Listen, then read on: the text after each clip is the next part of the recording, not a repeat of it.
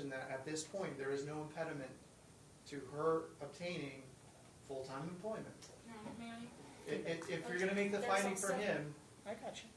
Your Honor, I'm still working, I'm actually working less days because restaurants are slow during this time, but also, there's also no impediment for the plaintiff finding a full-time position as well. That's why I already imputed income to him. Right. Yeah. I did that. Yeah. So I think the issue is that right now, you've indicated that your income has not changed. I will accept that representation, although you're supposed to file a new FDF. But the issue is, if you get full-time employment, you're required to file that FDF, and that will undoubtedly result in a 20% change in a motion to recalculate child support. Right. Okay. And that's all I'm asking for, is language that allows for that. And if you have the ability to get full-time employment, I mean, and you don't, right. right? Right. Then the same argument can be made against you of willful employment. Mm-hmm. That's all Mr. Lytle is saying. I obviously can't make any findings because I have to wait and see what happens. Right. Okay. So I believe those are all the issues other than my considering the two requests, whether it would be 313 or 34 on a permanent basis. If you give me 10 minutes to think about that, then I will give you that answer now that I know what the party's preferences are. And just back on that too, Your Honor, and we'd be happy to see some language. I mean, I think frankly it's good for everybody. The issue in terms of the diaper rash, could be put into essentially like a behavioral order that tags along with the legal custody, the joint legal custody obligations of both parties, and we could be very specific that Each during party is each party required- has an affirmative obligation during their custodial time to promptly treat issues, And medical to issues share as that they arise. information with the opposing Correct, party. and that would create contempt teeth for both sides, and I think it would solve the problem. So. I will Yeah. consider that. So did you want us to step out? No. Oh, I'm sorry. I'll step out. You don't have to. Okay, no worries. Yes, ma'am. Okay, I'm just going to go ahead and say previous Judge Marquis had put in a behavioral order that he had to change the baby's diaper every 2 hours. We obviously didn't see that happen. I don't know that we did or we didn't. I don't have any factual findings to make on that. I think what you're raising to me is, how do we enforce it? Because then we're just continually, he's got a rash. Is it because he didn't change it? Is it because, you didn't change it? Where did the rash start, right? It's easy to say you didn't treat it because you told me you didn't treat it, right? And it's easy to say you didn't give him the information because I looked for talking parrots and you didn't. In fact, you refused to. That I can make findings of because I've got evidence. I'm not so certain that putting it into an order for contempt will work. Right. That's your issue, right? Okay, so I will consider that in terms of what the order should say. It shouldn't be necessary because it's required under joint legal custody and parental duties in the first place. So give me a 10-minute recess and I will consider each party's request for how a 3-4 or 3-1-3 will work.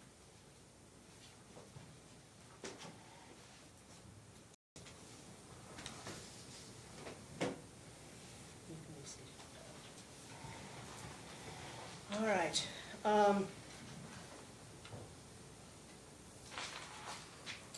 I look back over my notes and I look back over the issues, and I will go with the 3-1-3 schedule. I will make the schedule start, so week 1 will be with Saturday 9 a.m. to Tuesday 9 a.m. or school, if he's started school. Will be with Dad. And then Tuesday 9 a.m. or at the conclusion of school to Saturday 9 a.m. will be Mom. Week number 2 will be Saturday 9 a.m. to Wednesday 9 a.m. Dad, that's the 4, and then Wednesday 9 a.m. to Saturday 9 a.m. for Mom. obviously, if he's in school or preschool, then the pickups and drop-offs would be at the school. Otherwise, the pickup and drop-offs will continue at the police station. I'm going to implement the Department Q holiday and vacation schedule because this half-day at Thanksgiving and half-day at Christmas is just not working. And, you know, you can always celebrate Christmas with a child. Less than that. But I will indicate that we're going to switch it for an additional day so that I don't want to start, at least not right now, with the idea that one half of spring break is because he's not in school. Right. Right, so we're not going to deal with spring or holiday break from that. But 1 year Christmas Eve will be with one parent, and that will start this year. Christmas Eve is Dad, so 9 a.m. on Christmas Eve till 9 a.m. on Christmas Day, and then Christmas Day, and then they go back to whatever the regular schedule is, all right? Same thing with Thanksgiving. The day of Thanksgiving will be, so even years, Dad gets Christmas Eve, Mom gets Christmas, or excuse me, mistake that. Odd years, Dad gets Christmas Eve and Mom gets Christmas. Even years, it reverses. Thanksgiving, he'll get Thanksgiving. Next year, she'll get the day after Thanksgiving, however it falls, so that the parties can do that. The schedule with regard to the birthdays will be the same, both parents and child, and Mother's Day, Father's Day, that's in the parenting agreement. I think we can do I'm not going to worry so much about the 3-day holidays at this point because on a 4-3 that just doesn't work. Right. So we won't work with that, but we will have the normal, each side can take up to 1 week vacation. Odd years, Dad has the preference. Even years, Mom has the preference. And he'll put in some language that says that within a certain period of time, usually that's around April, you tell the other side what week you're going to take or 2 weeks you're going to take in the year. So, and then for the odd years, the parent who does that first gets first pick, and in the even years, the other parent gets first pick. That's how we do that. The custody will probably be subject to some changes once he starts full-time regular kindergarten, but that's some years from now, and it's difficult to set that now because you're also going to have to determine what school he goes to and things of that nature. So I started the child support on January the 15th. In terms of starting a new visitation schedule, Madam Clerk, what is the first, after the holiday weekend, what is the first full Saturday in January? January 4th. Okay. So the new schedule will start January 4th. Okay.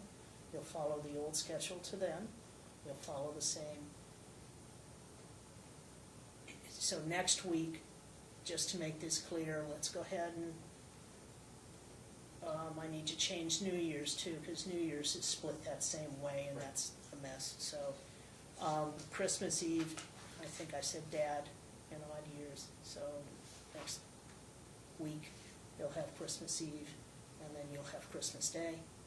That will start immediately, and then he will have New Year's Day, and you'll have New Year's Eve. Okay? Your Honor, Yes. can you just go over the 313 one more time? I'm sorry. So starting January 4th. So on January 4th, for week number 1, and that will be week number 1, okay? That week. His custody is Saturday from 9 a.m. to Tuesday at 9 a.m. Your custody then begins Tuesday at 9 a.m. to Saturday at 9 a.m. Then for week 2, the following week, it's Saturday 9 a.m. to Wednesday 9 a.m. is Dad, and then you would have Wednesday 9 a.m. to Saturday 9 a.m. Okay? So in week 1, the exchange takes place on Tuesday. In week 2, the exchange takes place on Wednesday, and on both weeks you exchange on Saturdays. Okay? Okay, and then week 3 will go back to the Tuesday. Correct. Week 3 is Tuesday. Week 4 is Wednesday, and you just keep doing that because in the event there's a 5th full week, that doesn't generally occur, but every once in a while it will. You just keep alternating any other week. Okay? So you can take a calendar, put it on Talking Parents, and just put those exchanges on, and then you'll change them if someone takes a vacation in there someplace or another. So. Your Honor, just before we move on from the schedule, are exchanges still occurring at the headquarters of the Las Vegas Metropolitan Police Department? They are. I had previously said that. I Okay. think that's the safest thing to do and the best thing to do. And if a party is going to be, I believe the standard rule is if a party is more than, some judges use 15, I prefer half an hour because traffic can sometimes be an issue in the town, and they have not given you a definitive time, then you're free to leave and the exchange takes place the following day.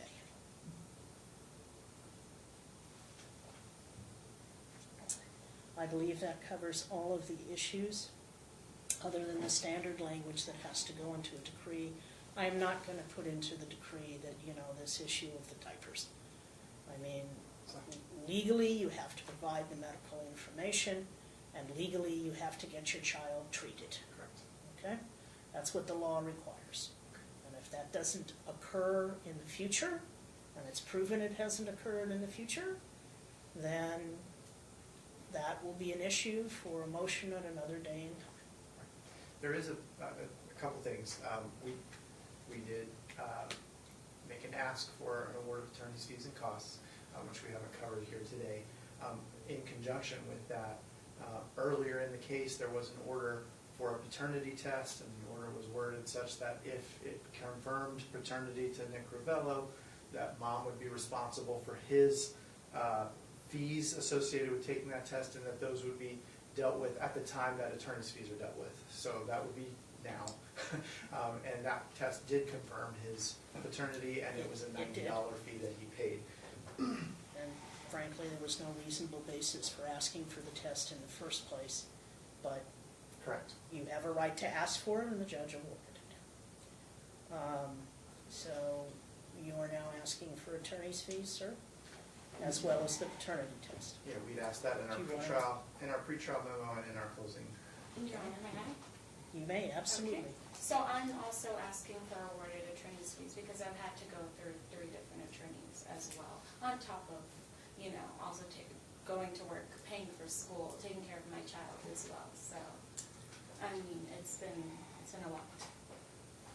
It has. And I don't have an aunt that is wiring me $20,000 a month. Well, I don't know that it's $20,000 a month. We haven't gotten testimony to that effect. I think the issue is that there may be some award of attorney's fees in a couple of areas, and they're very minor. One is the issue of the paternity test, and that you do have to pay for the paternity test. The second is there are a couple of areas where you blatantly disregarded a court order and required a hearing, and so on those I am inclined to award attorney's fees, but I am also recognizing that you had to pay attorney's fees for your unbundled attorneys, and so I am not going to do a general award. I will award it for the hearing in which we dealt with the failure to turn over custody, and that eventually led to the pickup order. and I will decide, and you will get a copy of his, because he has to submit his order and his request, and he has to show his bills. He can take out of the bills the content of his, in other words, if he billed an hour because he had a conversation with the client, he doesn't have to state in the bill what was said. He just has to make sure that it says telephone conversation about X, but not the content of it, so he can redact from that. And I am not inclined to award, thousands of dollars, because I have to also deal with the issue of the continual issue raised about I didn't do anything because, and I have to take that into consideration as well. So, as well as the fact that I'm not going back and redoing the child support, I'm just leaving it the way it is. Yes, ma'am. Also, he's only paid child support 3 times, so that's only been 3 months. So it happens to everything prior to, and he claims that he was paying $70, but he was not paying any child support. There was no testimony about this evidence here. There is not. Evidence or anything, You would so have to she file a wants to bring separate up- she motion wants to bring a for motion. arrearages, all right? I'm sorry? You'd have to file a separate motion for arrearages on the 70, or you can go through the district attorney's office, Okay. okay? There's no wage withholding, because there's no wage at the moment, Yeah. but I don't have any evidence, so I can't make a finding at this point Okay. that there are arrearages due and owing on the $70. Absolutely. Okay. All right, so,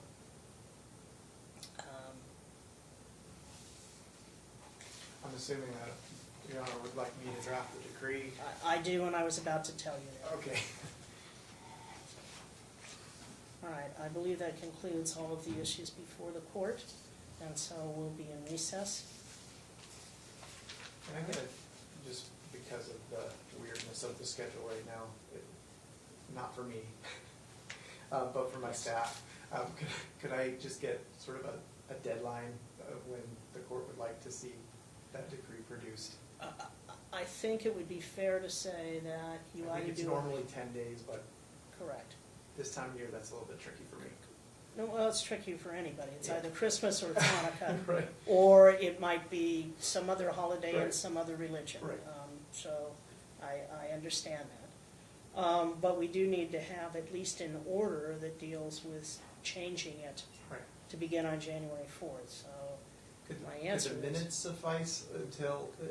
in this case, I would say no. Right, okay. Fair enough.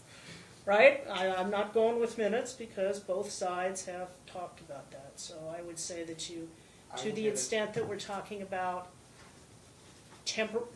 that pending the permanent decree, Right. that we're going to follow this new schedule, you do an order to that effect, and you get that done by January 2nd, Perfect. okay? the And then if it takes you a little longer to get the decree, because I want you to have plenty of time to look it over as well, then that's fine. Okay. All right, so the decree then, We just I say would think 30 the days second from today, week is of that- January is when you would probably look to do that. All right. I think that's like, that would give us about 26 days. Can we just call it even 30? That's You're all fine. right with that? Okay, thank I you. won't go that far because of the holidays in between. All right, thank you. And you submit it to Department Q, the law clerk will review it, after obviously you've shared it with Correct.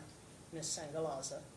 And if the law clerk thinks that something isn't quite, or there's some dispute and she needs me, she will contact me to resolve any dispute. All right? Thank you, Your Honor. Very good. So, we'll be in recess, and to both of you, happy holidays, as well as to your families, and hopefully each of you can enjoy your time with Julian and his enjoyment of the holiday. Happy holidays. Thank you, Your Honor.